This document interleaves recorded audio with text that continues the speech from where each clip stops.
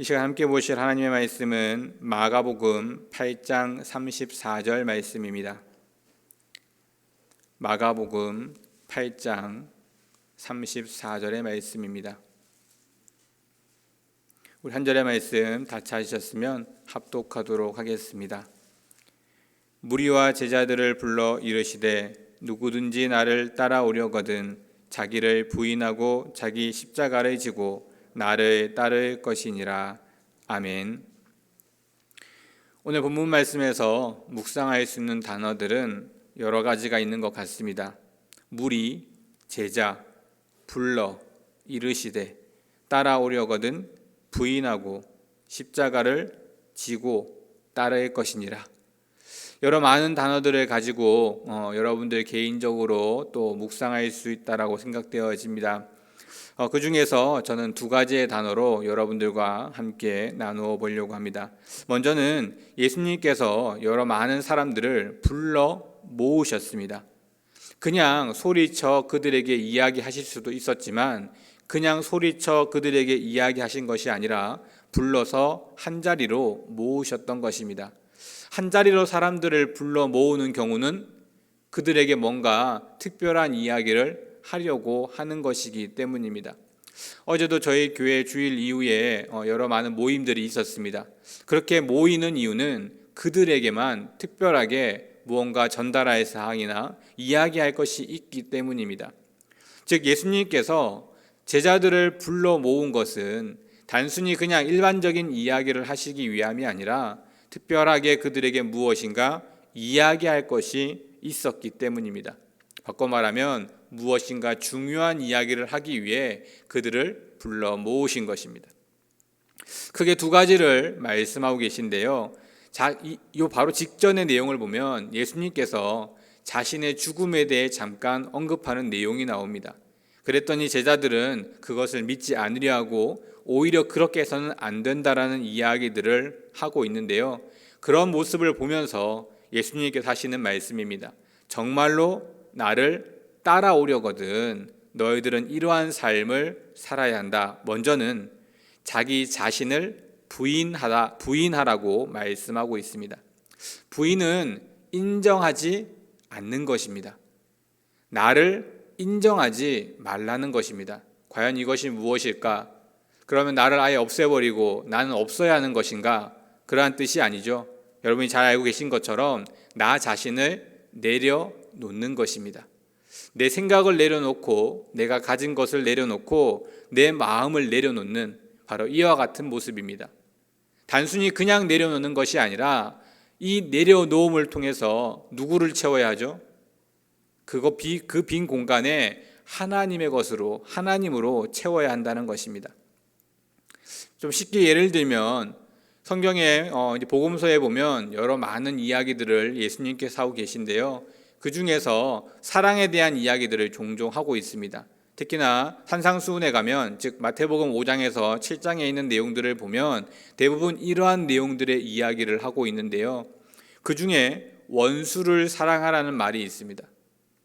여러분 원수를 사랑하라는 이야기를 들었을 때 여러분의 머릿속에는 어떤 생각이 드실까요?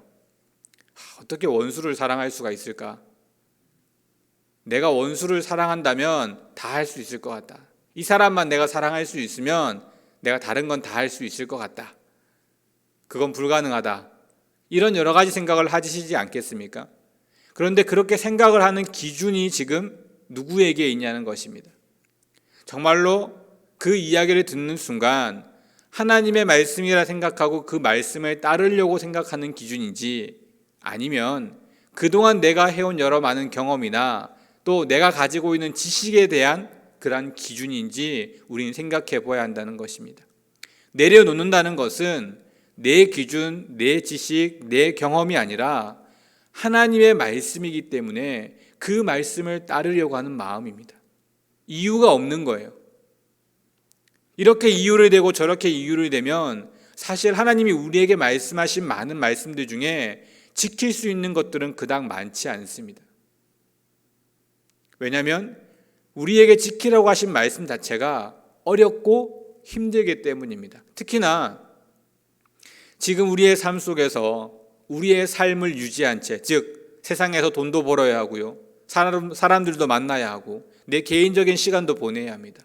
이런 많은 이유들이 되기 시작하면 하나님이 우리에게 말씀하신 것 중에 그 어느 것 하나도 제대로 지킬 수 있는 것이 없습니다.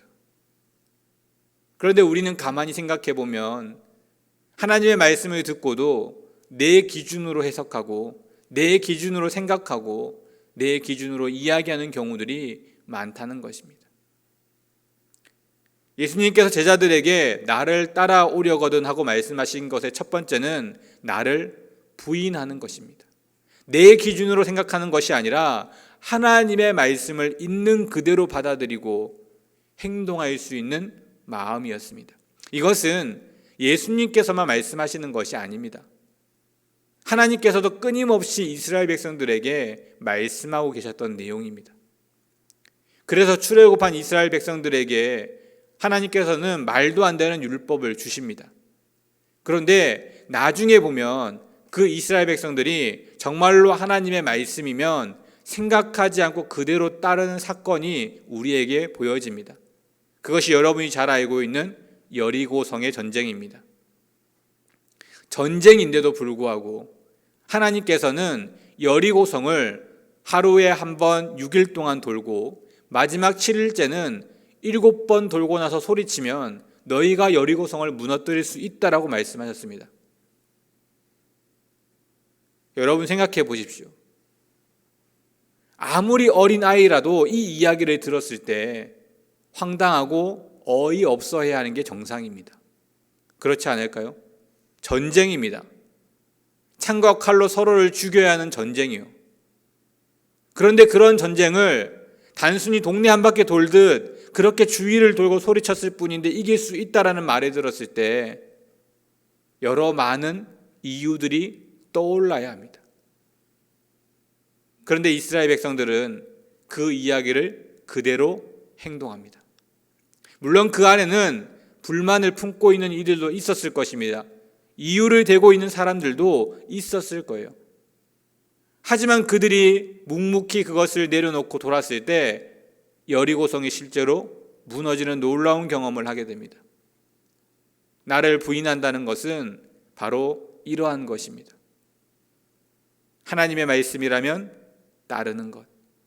하나님은 우리에게 그것을 지금도 동일하게 말씀하고 계신다는 것입니다. 두 번째는 자신의 십자가를 지라라고 말씀했습니다. 내 십자가가 과연 무엇일까요? 우리의 십자가는 나만의 십자가가 아니라 우리 모두의 십자가입니다. 예수님의 십자가는 고난이었습니다. 무엇을 위한 고난이었죠? 복음을 전하기 위한 고난이셨어요. 우리를 구원하시기 위한 고난이었습니다. 이런 십자가의 고난은 우리에게도 동일하게 있다는 것입니다.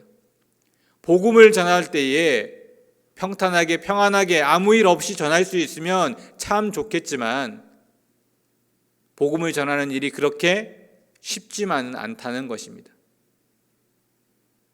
코로나 시기에 복음을 전하는 것이 더욱더 힘들어졌습니다. 어려워졌습니다. 교회가 오히려 사회의 눈치를 보고 있기 때문입니다. 이야기만 꺼내면 너나 잘 다니라는 소리를 듣기에 딱 좋은 상황입니다. 그렇지만 그러한 소리를 듣는다고 해서 복음을 전하는 것에 그쳐서는 안 된다는 것입니다. 왜요? 지금 상황이 아니더라도 복음을 전하면서 있는 고난은 항상 있었고 앞으로도 있을 것이기 때문입니다.